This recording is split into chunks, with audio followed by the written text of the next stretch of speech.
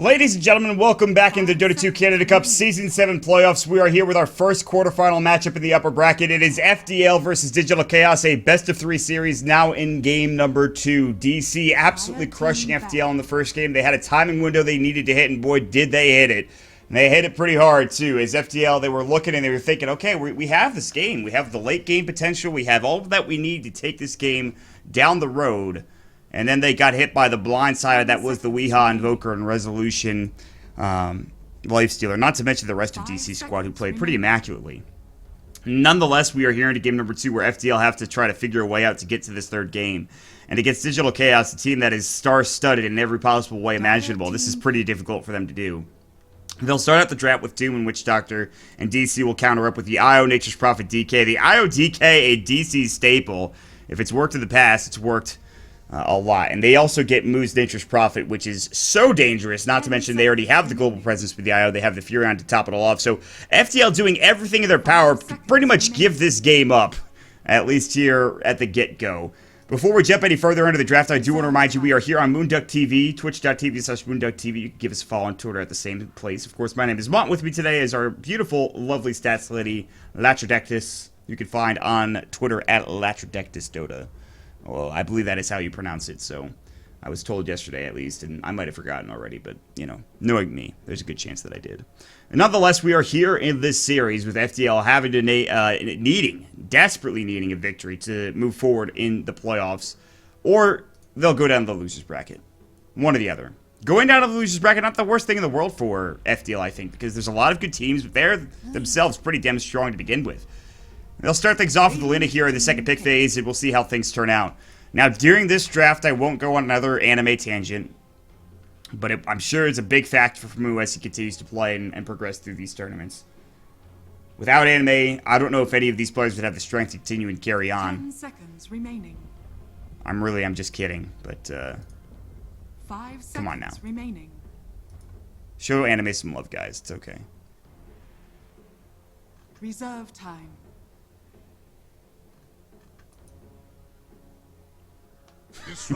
We're playing Canada Cup versus FDL Game 2 starting, says Misery Dota on Twitter. Moo replies with, wow, exclamation point, at symbol, hashtag, exclamation point, at symbol, go. What a charmer this Moo character is. Not only a good Dota player, great streamer, but also a charmer. Digital Chaos will pick up the Disruptor for their 4th pick. Even more global presence, also to make sure they don't get countered in the IO's department. By the way, you relocate in. Oh, comes back out. See you later. Good to see ya. Nice to be here. No, they're not going to let that happen. They pick up the Disruptor for themselves. And what probably is the Soxa hero. Misery's been playing the IO most recently. I thought Soxa would have been the IO player, but they seem to be more successful with the Misery on the IO, which is not shocking. I mean, he's played it in previous incarnations and previous teams. So to see him on this particular hero is not that surprising to me. But we'll wait and see how things turn out here as we progress through this matchup, this draft, into the game. If you could just cut off the draft in like the first 5 minutes of Dota, I think casting would be a lot easier. I mean, I love talking about the draft as FDL pick up a Riki, and I seem to just brush right by it. I love talking about the draft, especially when I'm with someone else, but sometimes you look at the draft and you're just like, man, I have to talk about anime now because there's nothing else to talk about. In this draft, however, there's plenty to talk about because there's a Riki pick. You're thinking, okay, there's a Riki, and it's pretty much a poor man's bounty hunter. However, Riki gets off to a good enough start, you could find yourself in a pretty troublesome position. Not to mention, Smokescreen's pretty good against the IO, against the Disruptor. Backstab, obviously nice to have against these squishier support heroes. DK is pretty tanky, so killing him is kind of tough to deal with, but the Riki pick is interesting for sure. It's going to be a 4-position Riki, and they do Malf lane again, played by MJW, and Lena's going to be played mid for CCNC more than likely, which is not an easy mid lane by any means. It's an IO DK versus a Lena. There's a lot of fire breathing going on in that lane, from one side or the other. Jokes. Terrible making jokes, man. God. Last bands, Gyrocopter for Digital Chaos aside, FDL, Friendship, Dedication, and Love. You could use some of that right now as they're getting into this rut of a first game. I swear they had that first game, man. They were playing well, and then they just like lost 2 or 3 kills, and then they lost Roshan, and they're just like, well, that's probably it. That's probably the end of the game right there.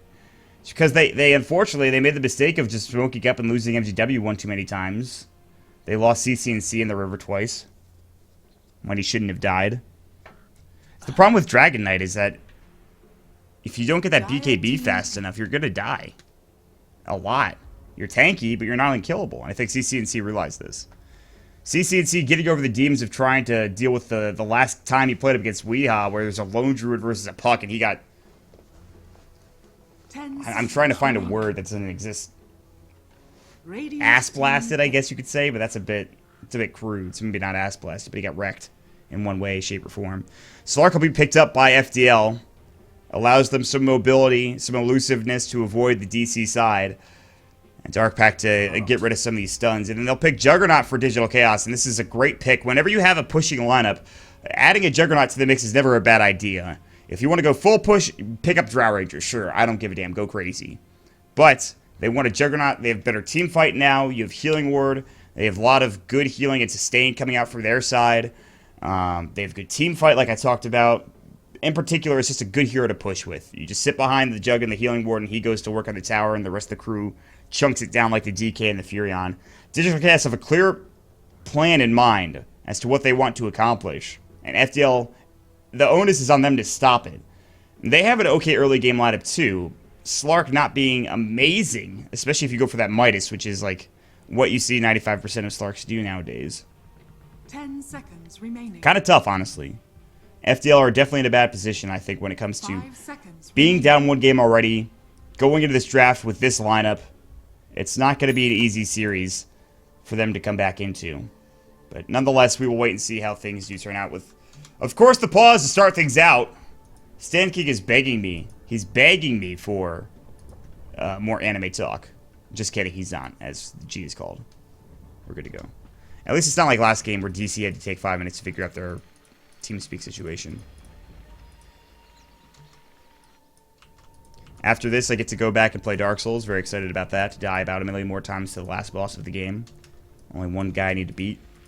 I've beaten every other boss but that one. Very frightened. The Nameless King was very difficult, I'll tell you that much. But now I have to fight the Souls of Cinder. It's going to be difficult. And my Dark Souls 3 situation, obviously. Not really interesting to many of you, I'm sure, but I can't stop thinking about it. Bisa's going to be picking up the Slark. It'll be heading towards that top lane, and he's going to be in the safe lane. DC's going to have that dual lane DK IO mid combo. Not buying anything is Misery so that he can get that bottle as quickly as possible. 660, remember that, so he only needs 30 gold to get there, and a bounty would certainly get him to that. But we'll see if that's the case. Moo on the other side is just going to send out a couple of treants, scout things out at the top rune spot and the bottom rune spot. Make sure he knows where everyone's going. CCNC and the rest of FDL might try to go and pick a fight. Ricky does skill permanent invisibility at level 1 so he can get into the jungle, drop the ward down with relative ease. It's a great thing about Ricky, you don't have to worry about Shadow Walk. You're just in this all the time. Cloak and Dagger, right? That's what it's called now. I forgot because Reddit decided to change it. Not that permanent invisibility is a good name, or Cloak and Dagger is a bad name, but it's just funny. Do get some agi damage multi coming out from your Cloak and Dagger. Backstab doesn't actually exist anymore, I guess. Yeah. He deals bonus damage on his agility. So yeah, there's no backstab anymore. I kind of forget about that. Oh, every time Ricky strikes his enemy from behind, he deals bonus damage based on his agility. So permanent invis and backstab are combined. It's like the one thing I don't know about Ricky a lot of the time, so... I'm pretty sure I said that during the middle of Major Qualifier too, so I made myself look like an idiot, but that's fine. But he's got Blink Strike and Smokescreen now skilled up as skills, so... The ultimate of tricks of the trade. Remember the old permanent invisibility being the ultimate? Yeah. Yeah, ew. Here was not good to begin with. Bisa and crew will go ahead and shoot down these treants, but I think they will be successful in pulling the group wave back to Moo under the tower, and so already being a nuisance. Franz was looking for the courier, was unsuccessful in finding it, sadly, as Misery has already gotten his bottle, not to mention a salve for DK, Weehaw mid. CCNC gets off to a fast start again, but this is, of course, something that happened last game, and it did not really help them in the long run. I do like CCNC on Alina a little bit better. Sentry has been dropped down to make sure the Ricky is not anywhere nearby. In fact, he's down bottom with Saksa and crew. He's going to party up. He's going to stop this stack, probably. MJW is going to devour and just say, I'll take that, thank you very much. Give me that extra armor. The toughness orb puts him to 5 now. He's 3 plus 2 with the Ring of Protection, so 5 armor is not bad. Sentry's been placed. They know that Franz is there. I don't know if Soxa noticed, or Franz noticed that Soxa has no sentry in his inventory anymore. He should. 3 last hits for the Slark. What happened? That's not great. His Jug has 5 already. 6 even. CCNC is going to have to get a lot of work done. Misery is going to be annoying him, and it's going to suck, but CC should still have a pretty good time. At least for now. Misses 2 last hits there. That sucks. It's about to miss that one too. Going toe-to-toe. Weeha has no Dragon Tails. Breathe Fire is not on cooldown.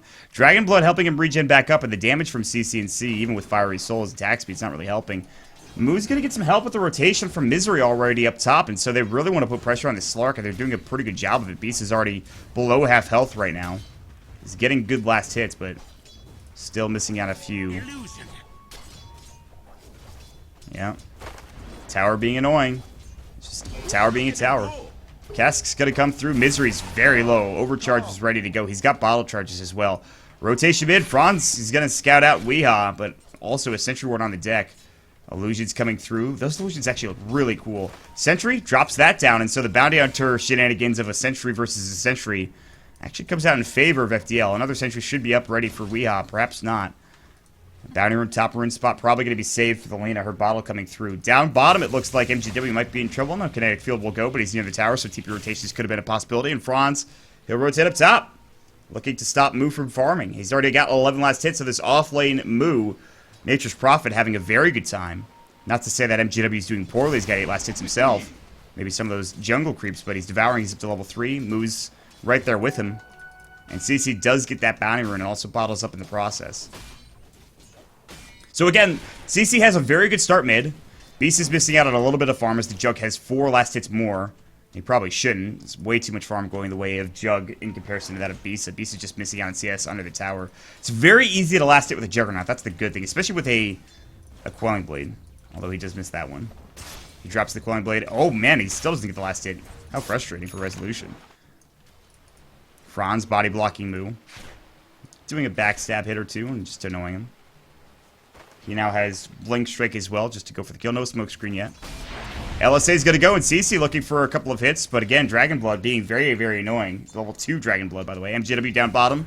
TP in for Moo, doesn't find anything. He's looking to turn on him, but again, Tower is under attack. he's very speedy as he gets his phase boots up, so it's tough for MGW to find that kill, but MGW does stay alive, and Moo does not get that kill, but they want to put pressure on this tier 1 tower, and now they're going to have to force rotation. Goops was already used. Kinetic Field, if they had caught him, would have been a problem. And I don't think that FDL can push this fast enough to trade tier 1 for tier 1, so they have to put pressure elsewhere. TP coming in mid, it's the IO looking to help out Wee, and CC is almost going to get Dragon Tailed. He will. They're going to go for the high ground. The Spirits will go. Misery, got to get hit with a couple of hits. No backstab. Blink Strike was about to fly in. There it goes. It's like Weeha takes 1 hit. It actually doesn't do any damage because, again, Franz is level 2 Ricky. And there's that tower going down. This is the same thing that happened earlier in game number 1. It's just DC have this pushing potential. They want to be able to fight early, and they're going to fight often. And they want to be able to push. They want to be able to push off. They do just that. Very easily. Windlace picked up for the Riki. So he's got the move speed. Poor man's boots of speed, essentially. Does Weeha have level 3 Dragon's Blood? No. Not quite. CC still doing pretty good in CS. Not quite super far ahead of the DKs. 6 CS, but Weeha's doing alright. Uh-oh. Ooh, I thought Franz was scouted out. Sentry's not there for either of these heroes, but Misery and Moo are going to be able to get some farm from this, and Moo is just having a great time. What about MJW, though? Level 5 for him. Not level 5 for the Moo Nature's Prophet because he was bottom pushing. So MJW's going to get his ultimate first. Franz is, I don't know what he's looking for. Maybe the Courier? I don't think he could find it, even if he does go for it. Weeha is going to get Dragon Slaved again. CC has level 6. His bottle's being crowed back out. 6-minute rune's going to come up soon. It's just a lot of farming. No first blood yet, actually. It's just nothing happening. It's boring. Somebody do something. Smoke up. I don't care. You got Doom in a moment. Not yet. I thought I already had Doom. Getting Headdress, maybe? Tranquils first. Boots are up for Franz, at the very least.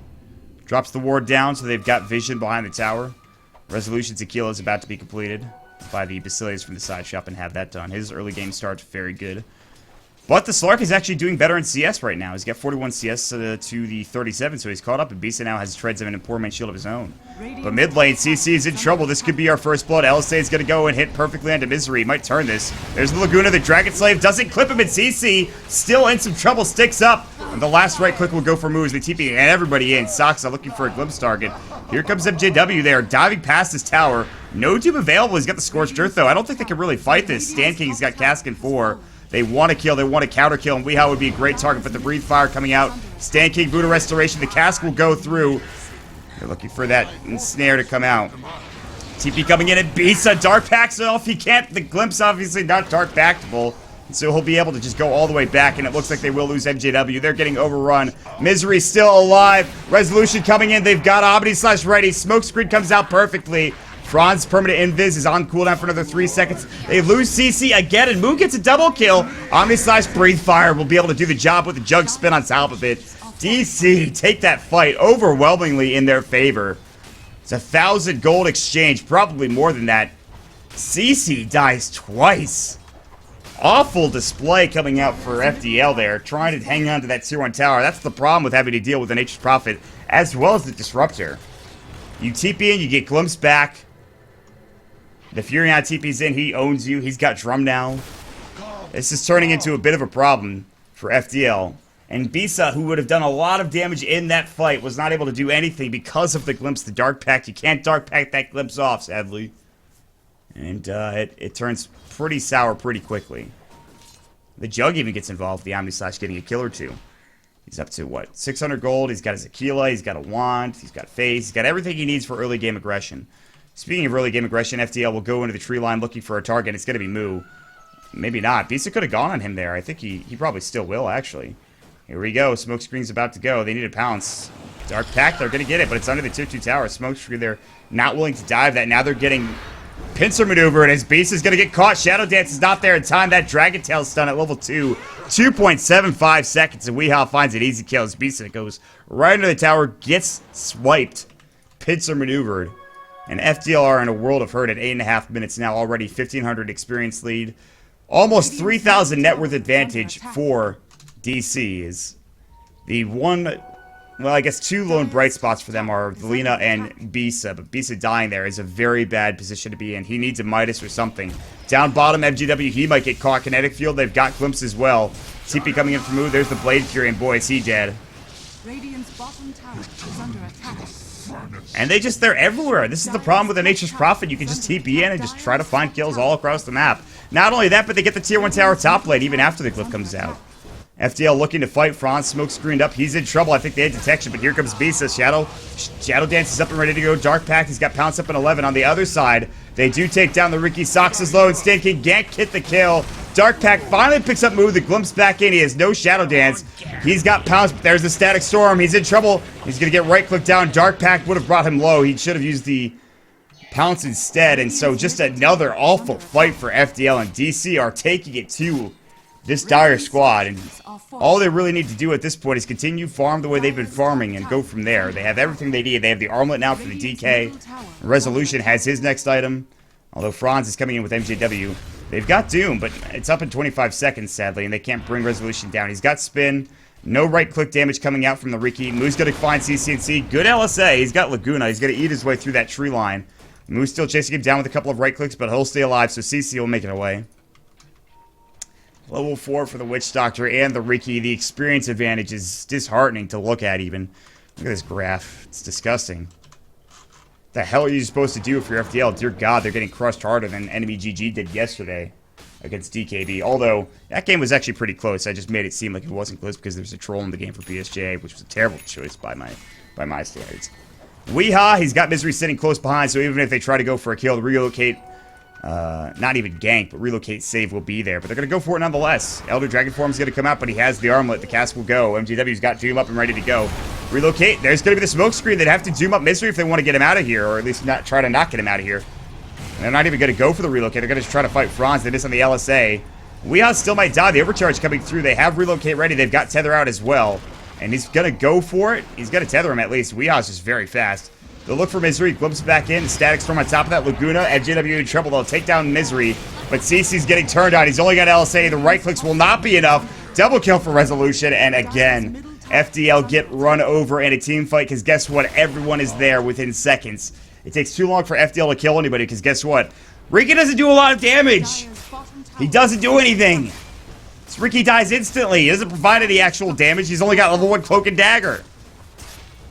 Not to mention, Stan King dies too quickly for anything to happen. They're too tanky for DC with Tether, Overcharge, Armlet, Dragon Blood, Healing Ward, Drum. Might be one of the most depressing games of Dota I've watched since the Manila Major Qualifiers. That's not saying that much considering it wasn't that long ago.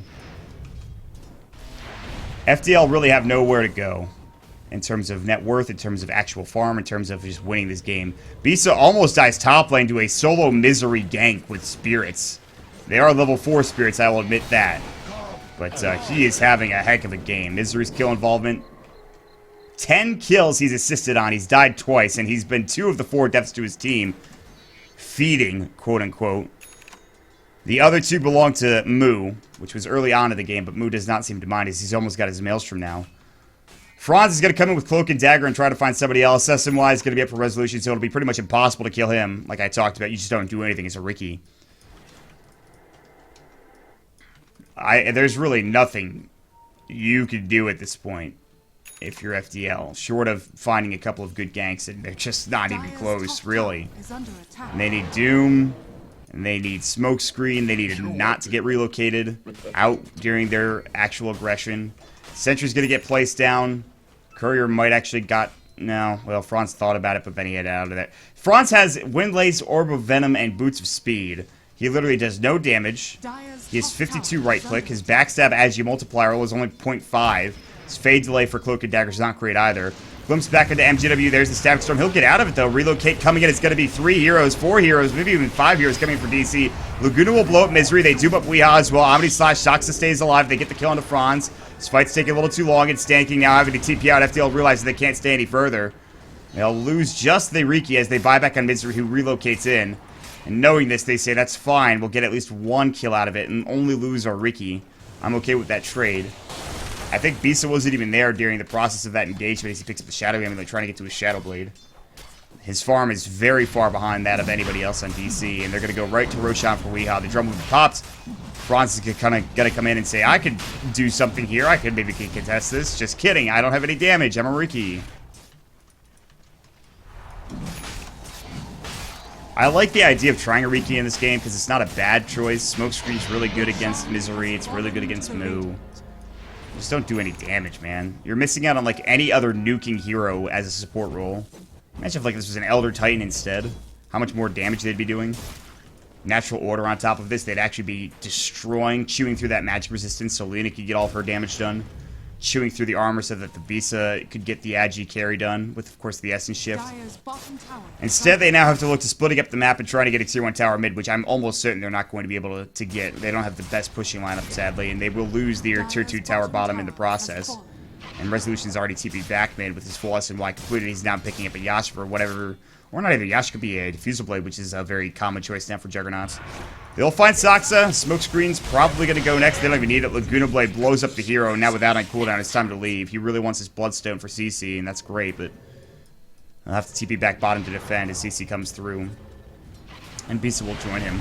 LSA will clear up at least 2 of these Treants. That's it, man. They have a Blink on MGW, so that's good. A Blink Doom is really necessary, but he might, you know, get Static Storm before he actually, you know, he might get Glimpse back or something. They got a Shadow Blade now, but I think Gem might be coming out pretty soon for DC. They have 2 Midases, 1 for Weehaw, 1 for Moo. You're up already. You might as well continue to stay up. And that late game situation that was there for FDL last game is not there this game. If the game goes late enough, DC will probably still win because of the Midas situation. Not to mention you have a really good Agi carry in the Juggernaut. And he is going to be going for a Diffusal Blade. She's going to be good against Ghost Scepters that will probably be inevitably bought. Good against, I don't know, a lot of things. Franz trying to gather information here by just looking around. No gem up yet, but they have detection. They've dropped a sentry down almost in vision as Franz, who walks a little bit closer, he's going to find himself in a world of hurt. Yeah, they know that he's there. Glimpse back, dust is up, they catch him, kinetic field, drops the smoke screen, trying to stay alive as long as possible. Tricks of the trade will help him, but not for much longer. And Moo gets the kill. Thunderstrike stayed on him the entire time. While this is all happening, Weehaw continues to push. He's going to try to get his BKB next. Does not want his treads. Attack speed, don't need it. I've got an Ogre Club. I'm fine. I'm a giant freaking dragon. Try dealing with me. CC almost getting dove by Rezo. Glimpse back in. Omni Slash. It's going to go, and CC is actually going to fall to this. Maybe not. Buddha Restoration.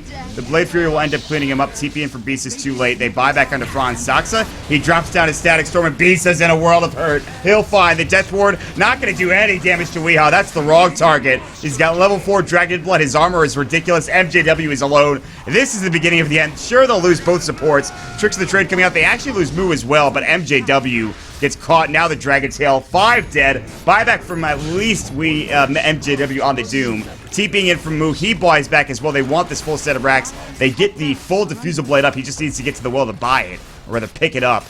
So one full set of racks going the way of Digital Chaos. And they can turn this into more, too, because they have the Treants. Weehaw's Elder Dragon form is up in 35 seconds. There's not really a threat. I mean, the buybacks or the respawn times are so low that I guess they won't be able to get much more than that. But FDL are staring down the barrel of a 2-0 at this point. And DC continue to press forward and gain and widen their gap in terms of their advantage.